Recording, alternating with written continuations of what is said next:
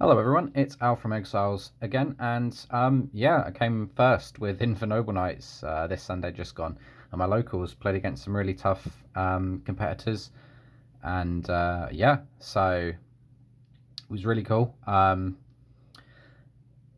Yeah, this deck, I love this deck, and it's pulled me through a lot of different things. I never used to play Smoke Grenade with it because I always thought that was degenerate. The deck could do plenty, and you don't even need Link Cross anymore. You don't need any of that stuff.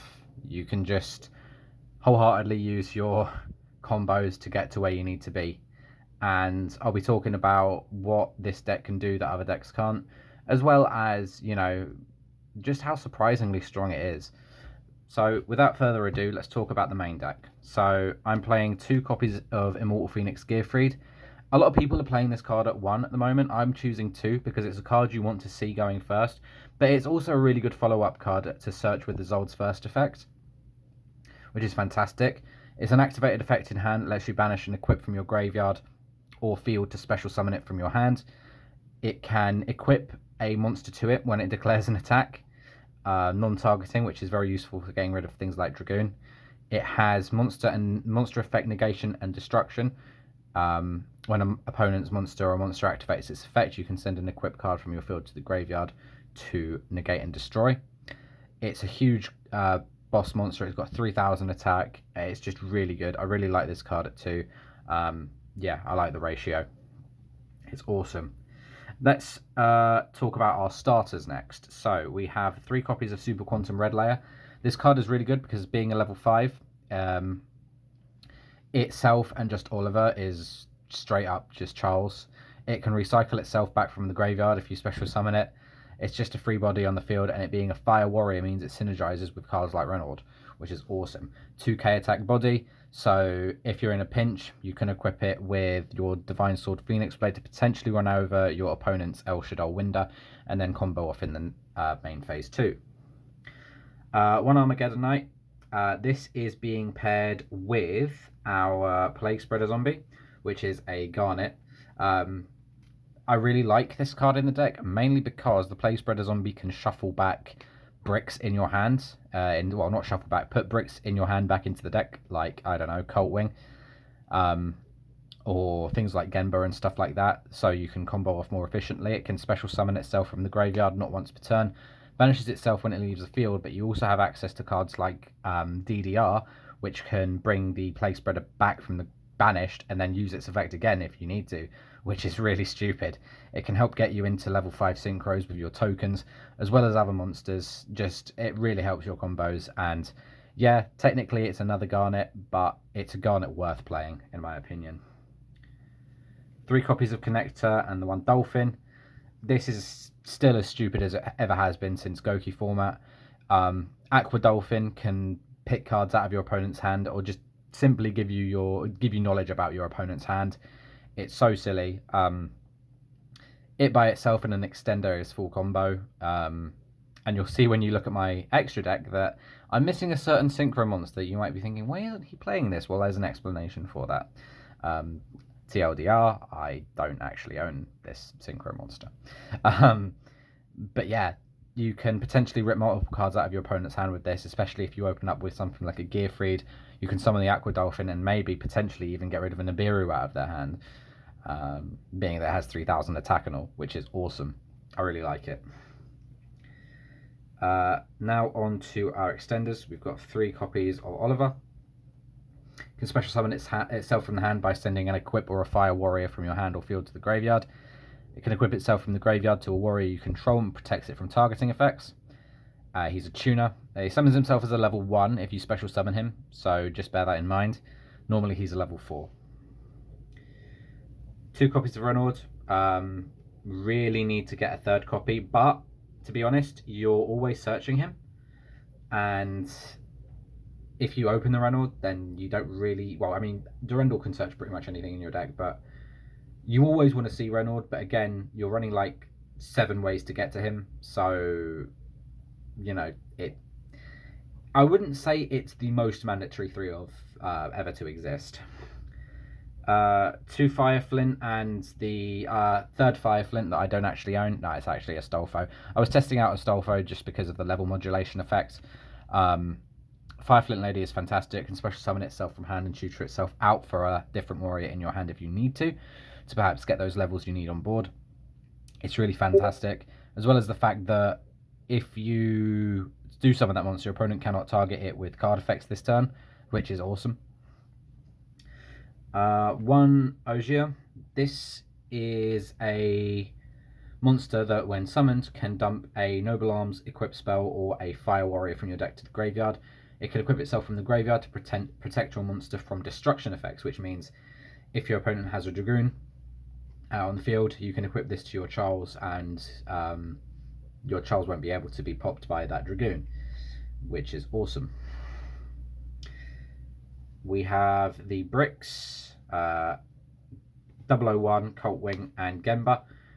You always want to have these guys in your deck. Well, Despot 001 not so much, because Hulk can summon him out of the hand, but you'd rather have him in the deck. Genba, it's okay to have as long as you draw an extender with it, which you're running a lot, so yeah, you should. But again, it's a card you want to be summoning off of Isolde more times than not. For disruption, at the moment we've got 3 Imperm and 3 Ash. Pretty standard. Unfortunately, the deck doesn't really have the ability to opt for more hand traps, but it does have the ability to play through a lot of disruption if you open well. 1 rotor, we've got 4 rotors here. So Heritage can search any Noble Knight or Noble Arms card. Rotor can search any level 4 or lower warrior monster, and Durendal can search any level 5 or lower fire warrior monster on the field. Another thing to note is never forget about Durendal's second effect, especially when you're in a pinch, because if you equip it to a monster, say, I don't know, you're going into Roland with, I don't know, say Oliver and Fireflint Lady. You can actually ignore what I said, but basically speaking, this can bring back a level 4 or lower warrior from your graveyard when the monster equipped with it leaves the field. You're locked into fire warriors if you use that, but it can be a pinch. Say if you have Ogier or Armageddon Knight equipped with this, send it off with Oliver to make Captain Roland. You can bring back the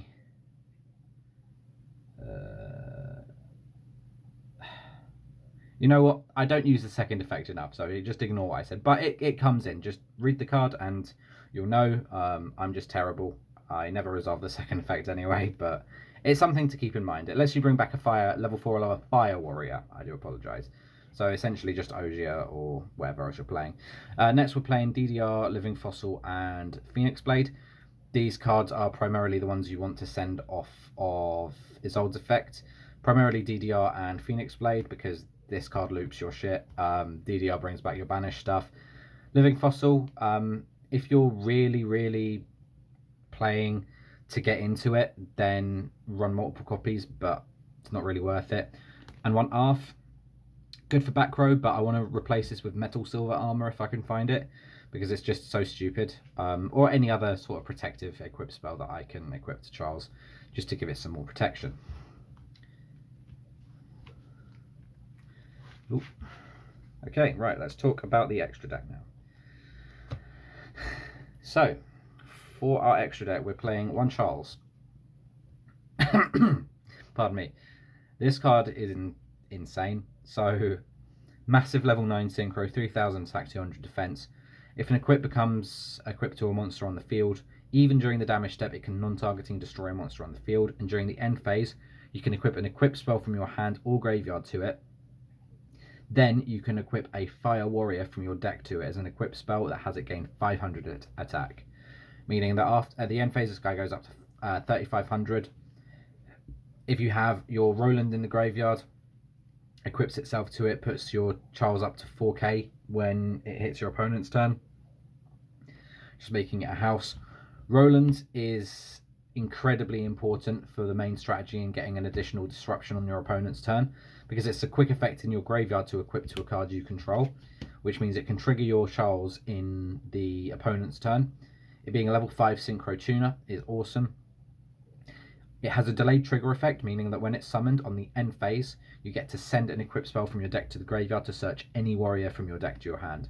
Meaning that in combination with Charles, you can get the equip spell that you sent off of Roland to equip to it, and then you can resolve Charles' second effect to equip that equip spell that was sent, and then, yeah, resolve that effect like that. 1 copy of Power Tool Dragon? No, actually. Here's the interesting thing. I don't actually play Power Tool Dragon in this build. I don't own one.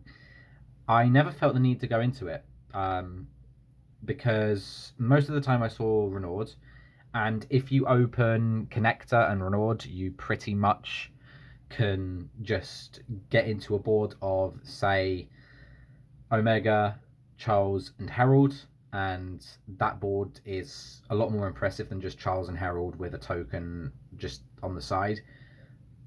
So, yeah, which is pretty good, not to lie. But if I had the Power Tool Dragon, I'd play it just because of the additional ability to search and equip, but I don't have one at the moment, unfortunately.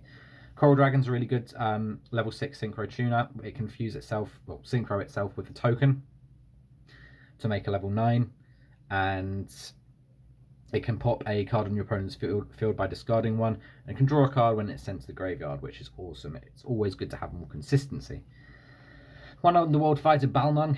This is regularly used in INFERNOBLE builds now because you can pop it with Charles and bring back a level 4 or lower monster in your graveyard. Just bear in mind that this card can miss timing. 1 Old Entity Cthugua. We're not playing a rank 4 with this. This is just a name, and I like the artwork. It's a name level 4 non-tuner synchro monster. I might replace this with Quandax, but I want to see how a level 4 synchro tuner works in the deck first. 2 Herald of the Arclight. This card is stupid. Soft once per turn, Omni Negate that is also a pseudo sort of macrocosmos. It's so stupid. 1 Shen. This card is a floodgate, and it can really hurt decks that rely on monsters being sent from the field going to the graveyard because it banishes everything. 1 Omega. Hand ripping cards. Pair this with things like Aqua Dolphin, and your opponent will have a couple less cards than they'd have hoped to start with. 2 Isolde, key card for the combo. Insane. Just such a stupid card. Does so much for the deck. 1 Hulk, 1 Auroradon, and 1 Unicorn. Hulk Auroradon is it's still such a silly combo, and it's good that INFERNOBLE Knight can actually abuse this combo, because this combo is just insane.